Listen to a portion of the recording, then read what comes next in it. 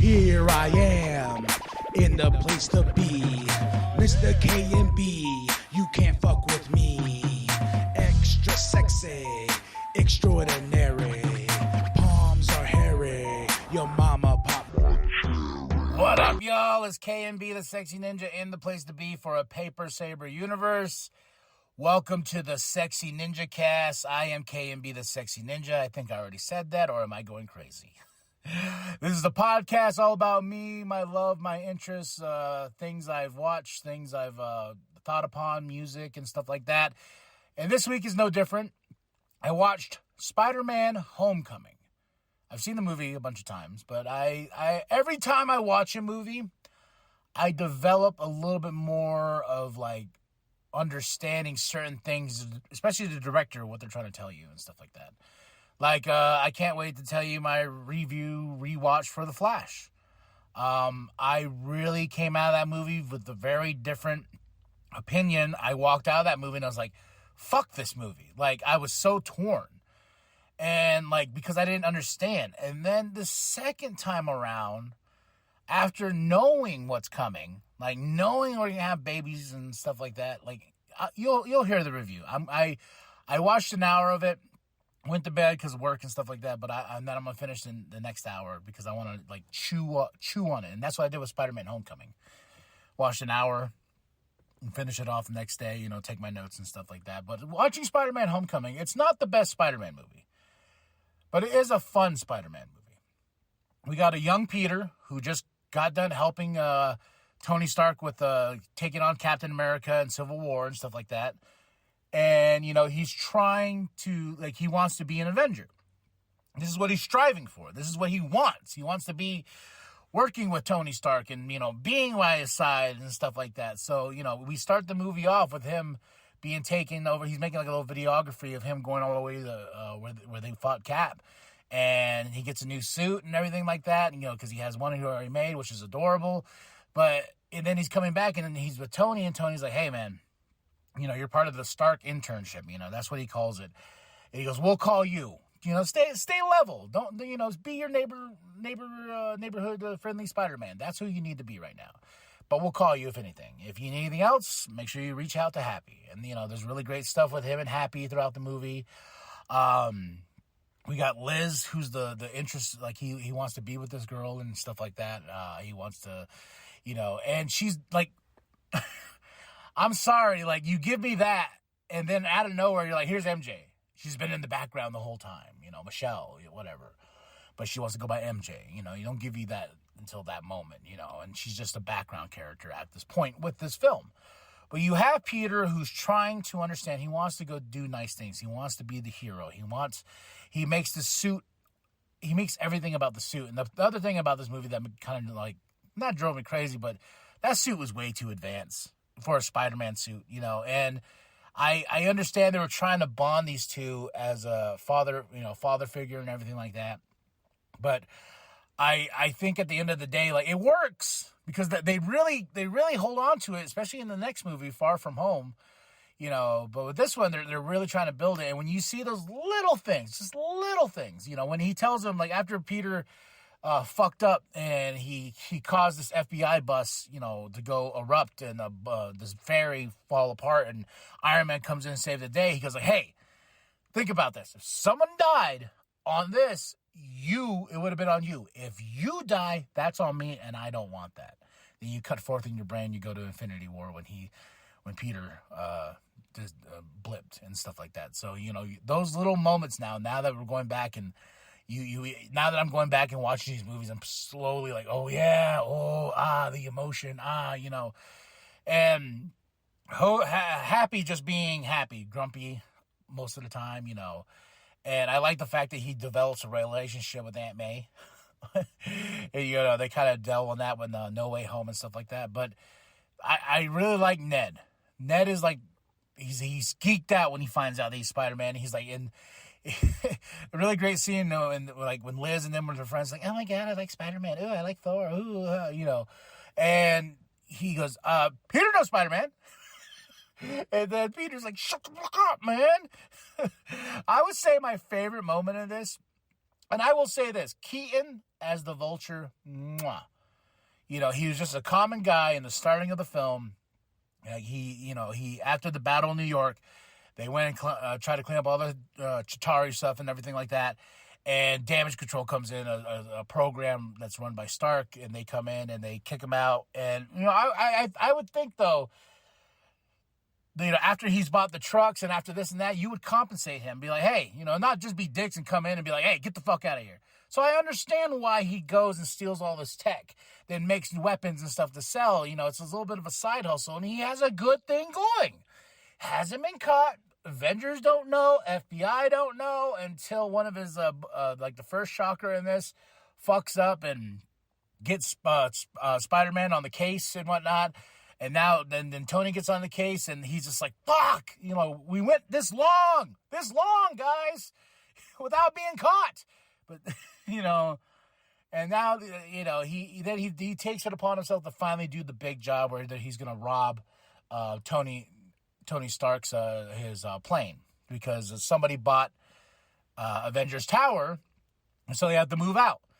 And everyone's wondering, who bought Avengers Tower? That's still a mystery. I remember theories like Mephisto bought the tower. They talked about the Fantastic Four bought the tower, you know, because we really haven't had that play in anything, especially with the newer Marvel stuff. And me and Doug and our friend Cody, we're all talking about heroes. And I think Homecoming is the best of, like, this Spider-Man I absolutely adore. But Tobey's still, like, my favorite Spider-Man out of everyone. Andrew's good, but Tom Holland is up there with Tobey, you know. But Tobey is still a little bit more of my Spider-Man, and that's okay. But there's moments in this movie that really make me feel like, yeah, this is fucking Spider-Man, especially when Liz and him are in the car, and Toomes is taking them to Homecoming. You know, this is where it's all coming down to, the final act of the movie. And fucking Batman style, he's like putting two and two together when she's like, yeah, he's friends with Spider-Man, the Tony Stark internship. He wants to say that, like, I just feel Peter like saying, like, shut the fuck up. You're selling me out so bad right now. Because she keeps saying, like, oh yeah, he came to the party, but he wasn't there for long. Oh, he's at Washington DC, but he disappeared. But Spider-Man showed up, and then Toomes is like, you little motherfucker. You know? And then they get there, drive off. And this is at a point where Tony took the suit away, and, you know, he tells Tony, like, hey, that suit's everything. I need that suit. And Tony tells him, like, no, if that's the problem. If you need the suit, then you don't need it. Like, if you are that, like, holding on to it that much, you know, you don't need it. So he basically kicks Peter to the curb. Now, fast forward to this scene, you know, Toomes pulls out a gun, just pulls a Glock out on this kid, puts it on the chair, and he's like, hey, you stay out of my business, I'll stay out of your business. You show my girl a good time, not too much of a good time, of course. But he goes, yeah, you need to understand, don't fuck with me, because I will protect mine. And it's that moment there where Peter makes his first sacrifice, because he wants to go with Liz. He wants to dance with Liz. He wants to, you know, be with her and have fun at this homecoming. But he has to make the sacrifice, knowing that Toomes is going to go on another robbing spree, and he's going to create more weapons that are going to be out there. And this is where the hero aspect of it comes in, because I love this scene so much. He walks to that door, and he's like, shit, you know, and he opens it. He walks up to her and just says, I'm sorry. And he just walks away. And I was like, damn. You know what I mean? Like, it was just like, that's another moment of being a hero. He goes and gets his homemade Spider-Man suit, but then Shocker meets him in the back, because Toomes is not dumb. That's what I like about Toomes. He's not dumb. And then he after Toomes is defeated and everything like that, Ned is now going to be the guy in the chair. He helps him. They still flash his car, goes after Toomes, and really great fight scenes and everything like that. But before and then, like, the rubble falls on Peter. You know, he catches Toomes. Toomes like, oh yeah, and he starts talking. He's like, hey man, I'm just trying. You know, we're the little guy. We're the little guys. Those big guys don't care about us. They don't give a shit about us. You know, he's going on this, like, hey, you know, they don't care. And he's like, why are you telling me all this? He goes, well, I needed to stall you, but I wanted to say something. And his gliders, vultures, gliders, whatever you want to call them, get all these pillars and whatnot, and the rubble falls on Peter. And Toomes goes off. He's like, all right, now I'm going to go rob this plane, after it takes off from Avengers Tower. And Peter is left here in this moment. And this moment makes me tear up because I think everything in this movie that he's done, he went and fought this is where the weapons kind of came involved. And the story is where he was trying to stop some guy stealing from an ATM. He fails, and he gets like this local sandwich shop blown up. And, it doesn't develop in his brain. He's just like, I want to stop these guys. Then he looks on the flip, and then he finally kind of thinks about the flip side of it. He looks at it, like, oh shit, I blew up the sandwich shop. Like, that dude's whole life is gone now. There's consequences in what you do. Like what happened on the ferry. There's consequences. What happened in D.C. when he went to go save everybody. There's consequences to your actions. And sometimes you need to sacrifice in order to do what's right. There has to be a moment of like taking a step back and looking at yourself.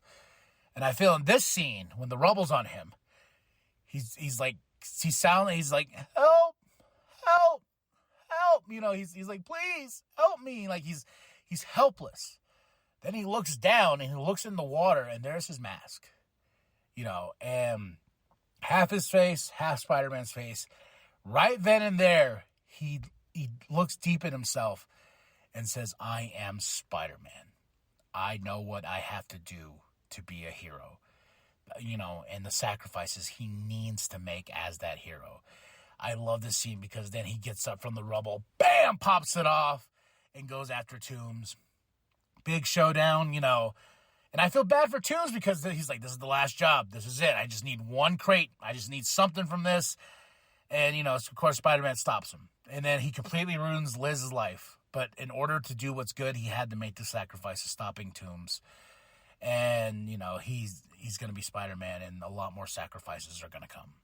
And I think that's why No Way Home is my favorite of the three. Homecoming's good. I don't like Far From Home. I'm going to rewatch it, but to see if I think differently. But I think Homecoming is a good Spider-Man movie. Is it the best Spider-Man movie in the whole world? No. I remember when this movie came out, I was like, everyone's like, oh my God. And I watched it. I was like, yeah, it was good. Yeah, but that doesn't, it's a good Spider-Man movie. I would say the greatest Spider-Man movie is Spider-Man 2. Then next to that, No Way Home, and we got Into the Spider-Verse. These three really compelling. These movies are the reason why I love this character so fucking much.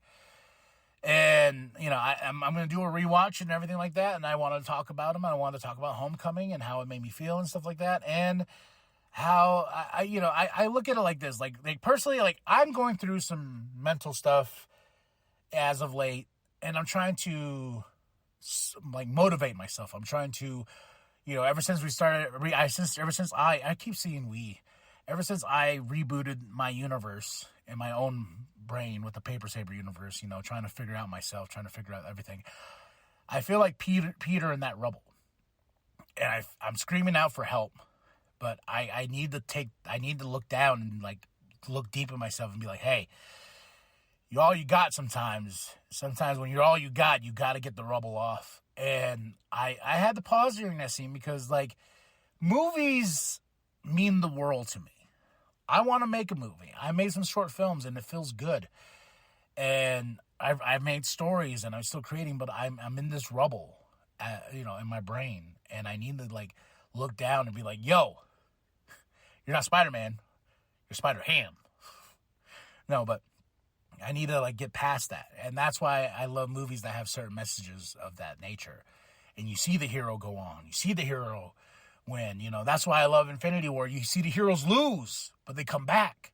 That's the great thing about heroes. People like villains more, but that's fine.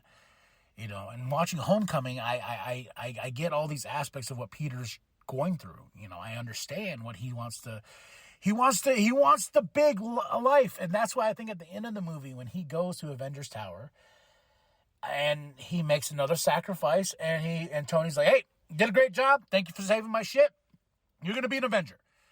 He shows him a new suit, and he goes, I rather be the stay down to the ground, friendly neighborhood Spider-Man. Touching moment.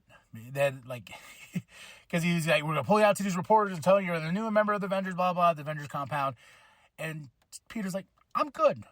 I need to still learn to be a hero. I still need to stay at ground level to be a hero. So, and then, Pepper comes out. She's like, where's the kid? They have nothing. He's like, oh, no. But I do like when he comes back, when Peter, after that, before that door opens, when it's Pepper, he goes, was this the test? And Tony Stark just pulls out and says, yeah, you passed. Yeah. He's like, yeah. He's still learning this father figure stuff. Like, he's trying to understand that. And I really like that we see it develop all the way up to Endgame, and how him losing Peter really messed him up. He lost the kid. That's what he tells Steve. And when he comes back, then we lose Tony. So that relationship there, and that's why I'm watching these movies in trilogies, but also too, it's really hard because you go. Let's say you're the average Joe. You're watching these Spider-Man movies. You go watch Homecoming. You're like, okay. Then you're like, oh well. If you haven't seen the Captain America movies, you're like, oh well. I guess he held Tony at some point. Go to the next movie. After Endgame, Tony Stark's dead. What the fuck is going on? And I feel like Far From Home and No Way Home are more of this in the sequel realm of that, and Far From Home is a continuation of the journey to Far From Home from Homecoming. So if you're just an average Joe, just be like, I want to watch a trilogy of movies, this is really not in that trilogy form. And that's most of these Marvel movies at this point. Like you go from the first Captain America, great origin story, then boom, I would say Winter Soldier, you're in a moment with Steve, because after the Avengers and stuff like that. Then in Civil War, it's just basically Avengers 2.0. So, but there we go. I just want to speak on Homecoming and what I thought, and little moments that really just kind of hit home, and Keaton just being fucking Keaton. And, there's a great story where Keaton on set would whisper to everybody, I'm Batman. And I was like, goddamn right, Keaton. Goddamn right. So, great cast. Like I said, the MJ thing was, I remember the first time I saw this, I was like, really? Okay, sure. But she grew on me. She develops more in the second movie, and then she has a better role in the third movie, in my opinion.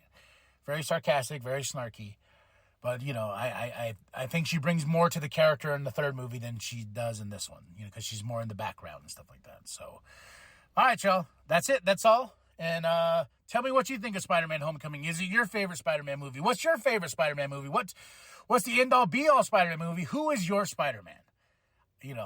Drop those comments below. Hit that like. Hit that subscribe. Share it with your grandma. Share it with your grandma. Share it with the bum down at Walmart. I am KMB, the Sexy Ninja. And as always, stay sexy, ninjas. Whoop, whoop! All I have. I'm nothing without this suit. If you're nothing without this suit, then you shouldn't have it, okay? Welcome to the wicked shit.